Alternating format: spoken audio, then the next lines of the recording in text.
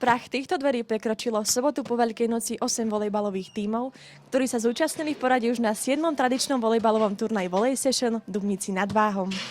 Vďaka dlhej tradícii nebola ani tento rok núdza o hráčov. Okrem 4 domácich družstiev sa na ihrisku objavili aj týmy z Bratislavy, Dolného Kubína, Trenčianskej Teplej a z Nemšovej. Pri organizácii tohto volejbalu bolo najľahšie práve zabezpečiť telocvičňu. My máme úžasnú spoluprácu s Centrom voľného času tu v Dubnici. No najťažšie, ako obvykle, je nedodržiavanie termínov niektorých družstiev, dohlasovanie, menenie počtov a také sú to drobnosti, ale dosť ovplyvňujú niektoré veci. Počas celého dňa mohli účastníci a diváci vidieť kvalitné zápasy.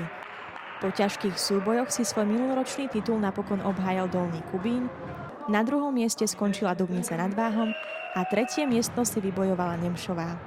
Je to úplne super, keď sa takto veľa mladých ľudí dokáže stretnúť, dokážu si zahrať, dokážu tvoriť jeden tím. Čo sa týka vylepšení, by tu mohlo byť trochu teplejšie. Možno, aby viacej ľudí a družstiev sa prihlásili.